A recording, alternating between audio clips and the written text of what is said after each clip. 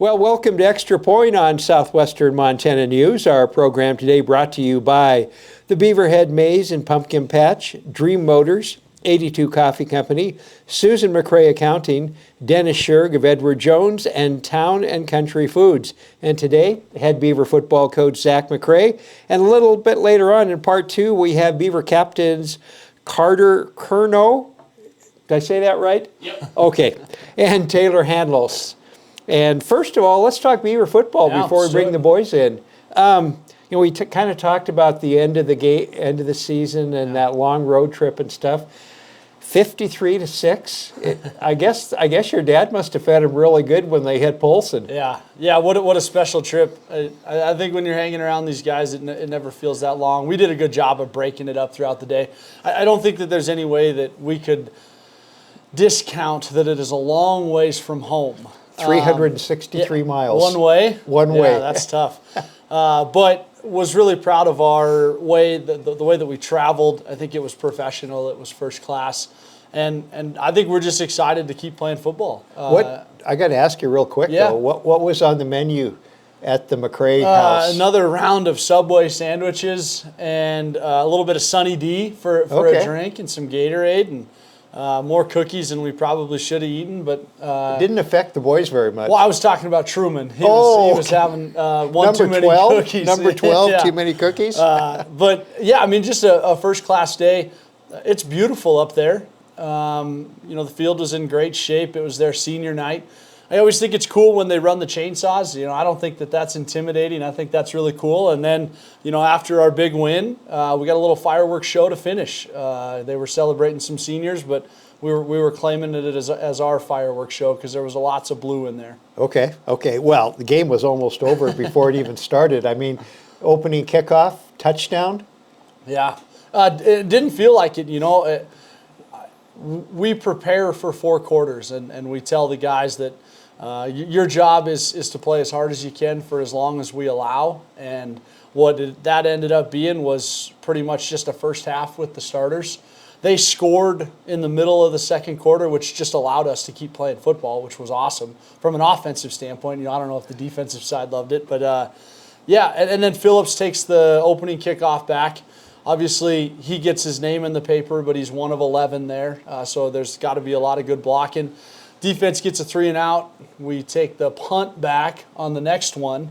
And then, finally 30 plays into the game, we get to run an offensive snap. And so in all 3 phases of the game, I thought it was dominant. And I'm just having the time of my life competing with these guys. Well, and the game, the win secured number 2 seed. Yep. And then you've got a first-round bye in playoffs. And we were talking last time, when we were off camera, about possible opponents for that second round game. Yeah, so we got Lewistown versus Miles City in the 3-6 matchup. I'm not sure if they're going to play that one this Friday or this Saturday.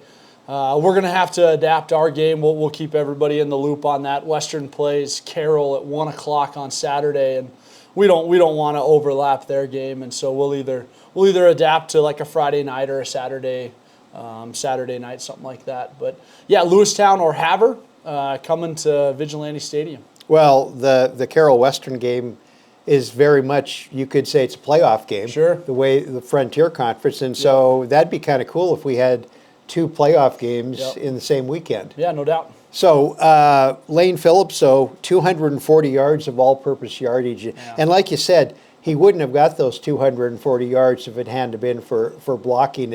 And special teams is such an important component of a football game. You can win or lose it in special teams play. And you guys, right away.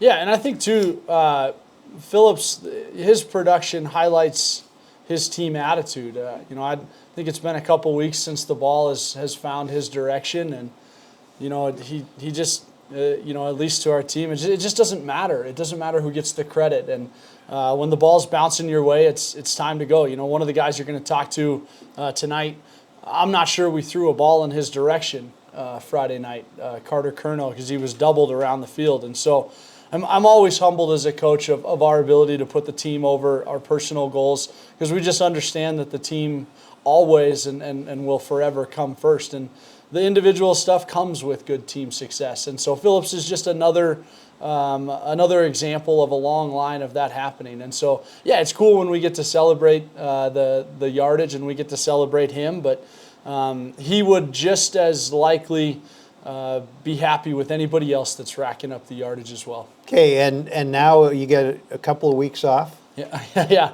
But I'm saying you get the time off. You don't have a game. Yeah, but we got to you're not win. Necessarily going to have a game. You're not time off. No. Absolutely not. We conditioned tonight. So we want to make sure that we win the bye week, and that happens in a lot of ways. Physically, we want to make sure that we get better, but then we also shore up any kind of nagging things physically that have been going on throughout the year. And then mentally, man, we are just on a great upward trend of practice discipline. And so while we might cut back a little bit on the time, it's going to be with the same intensity. And the Beavers are going to win this week, so we got to win the bye week. Okay. Well, Zach, I know you're gonna cut out on us and go watch film, and we'll take a little break, and we'll be back with the boys, and We'll do that on Extra Point on Southwestern Montana News. It's that time of year again, and spooky season is in full swing here in Beaverhead County. Get ready for the Beaverhead Maze and Pumpkin Patch. We're back for the 2024 Halloween season with a thrilling new theme of cars. Join us at our new location at 4565 Highway 41 North, where the fun awaits for everyone. Enjoy face painting, delicious treats from the famous Brap Shack, and a variety of local vendors. There's something for everyone to enjoy. We're open Thursday through Sunday from noon to 8 p.m. Don't miss our special event, the Maze of Brews, on Saturday, October 19th from 4 p.m. to 10 p.m. Bring your ID and plan for a safe ride home, because it's going to be a night to remember. So gather your friends and family and come experience the magic of the Beaverhead Maze and Pumpkin Patch. Join us for the fun, stay for the thrills. We can't wait to see you there.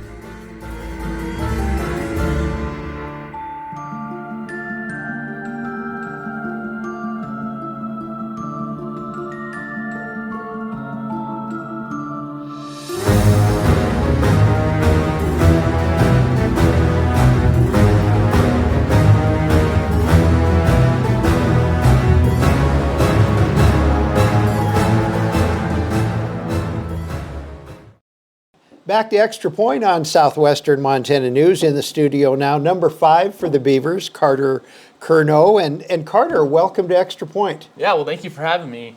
Appreciate it. Well, you're a senior tight end and linebacker, and your captain duties and stuff like that. So I ask the one thing about Class A football is the guys go both ways. Mm-hmm. So do you rather be hit or do the hitting? I've loved both ways my whole life, so I've kind of grew up playing both ways, so I've just learned to love both. But doing the hitting is super fun. But I don't really have like a huge preference as to what I do. I just love the game of football and love to play it. So any way that I get to play football is a good day and love it. So. Oh, I know you had a little. I remember reading stuff. There was a little tug of war in what you wanted to do when you got to college, because you're a great basketball player, made All-State in basketball, All-State in football, and there was a little bit of tugging on what you wanted to do. What pushed you over the line? Was it all the people saying, come and play football for us? But I'm sure the same amount of people are saying, come and play basketball for us. It was kind of just a decision that just kind of developed over a series of time. I love basketball as my first love. It was what I wanted to do. Like freshman, sophomore year, I was like, I'm going to play basketball. This is what I'm going to do. Like, I'm going to go to college and play basketball. But after my sophomore year, gained a little bit of recognition. So we did that, and then I was still kind of thinking basketball. Junior year came around, awesome junior year, state championship, had a super good year, and then I had some more schools start to talk to me for football, and then my junior year is really when I realized like how much I love football and what like the potential is in football, and so I was just like, football has a better opportunities for me, and I love football, so let's go play football. And the Bobcats have recruited you as a tight end, yep. Correct? Yep. And, that's tight end now. It's for a long time it was kind of just a blocker. and maybe we'll throw to you if we can't throw to anybody else. Right. But it's kind of evolved in the last few years as a premier offensive position. Yeah, no, that's what I like. That's what one of the things I love most about tight end is just the versatility of it. You can do anything on offense. So you can block. You're in every single run scheme. You're in a lot of things then when you play tight end. So obviously that requires like a lot of knowledge and a lot of knowing what's going on throughout the play and what you're doing, what the defense is doing, what the line's doing, what route you're going to run. So I just kind of like the versatility of it and what it has to offer. And yeah. Well, you were recruited by a lot of good programs, including the Bulldogs right here. You could have been another Beaver being a Bulldog football player, but former Bulldog player, Bobcat coach Jeff Schode also put out feelers to come to Yep. Nevada. But you chose Montana State, and I know there's a lot of Beavers at Montana State. There's that Dillon connection over there. What was the deciding factor for you to go to Bozeman? Just the people up there and the coaches that they have up there was mostly the deciding factor for me. Just the coaches just made it feel like home from the very beginning. They recruited me a lot. For the first school that offered me. So it was just like one of those things where it was just like it felt right. You're staying in your own state.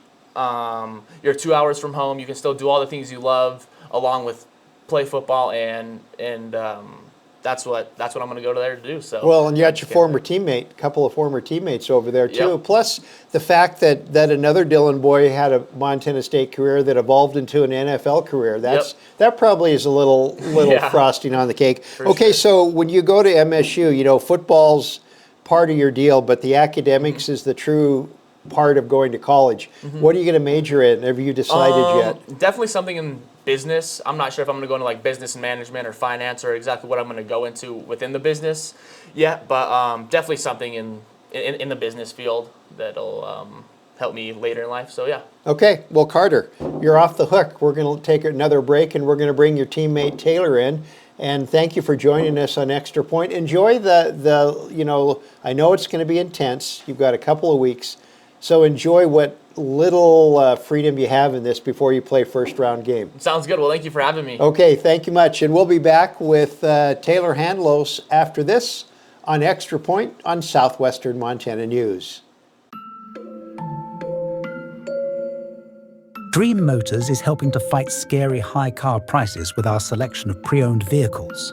Head on down to 449 North Montana Street in Dillon, Montana, and pick out your new pre-owned ride. Don't forget Trunk or Treat will be happening October 26th from 2 p.m. to 5 p.m.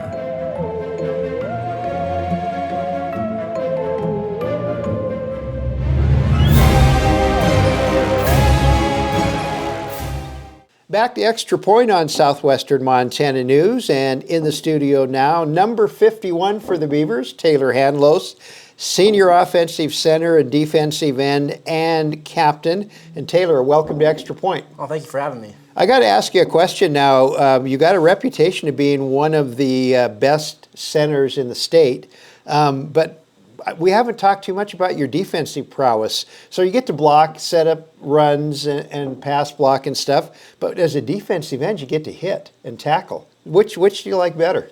Well, it's really fun to play defense and hit people, but I think there's just kind of something special about being a part of a group like an offensive line and kind of working with those guys and just enjoying the team success in the run game and kind of working with those guys is something I really enjoy doing.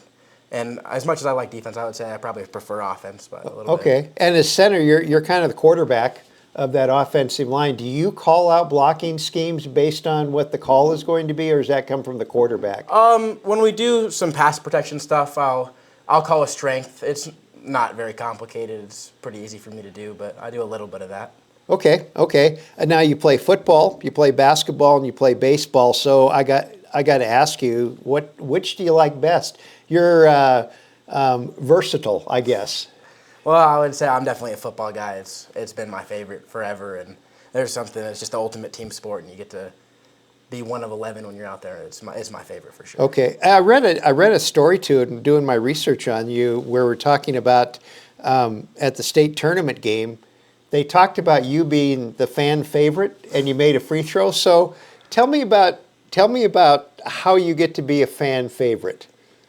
Well, I think it was just a pretty cool opportunity because I didn't get to play much on that team because we got a lot of really good players, and so I kind of got brought up in the week before the state tournament to just kind of be on the team, and those guys that were playing did a really great job, and I got an opportunity to go into the game. I think it was just cool. And make a free throw. Yes. And make a free throw and be part of another state championship. Yeah. That's a rarity. I didn't get to really talk that much to Carter about it, but the rarity is football and basketball state championship in the same year. Doesn't happen very often. No, it was pretty special to be Pretty part of. special, yeah. And, baseball-wise, you were on the first baseball team at the Beavers, and something I remembered your dad told me, he was pretty proud of the fact that you scored the very first run in Beaver baseball. Is that true, or you got the first hit? I think it was the first RBI in Beaver baseball, if I remember correctly. Okay, well, that's still pretty good. You're in the history books. Yeah.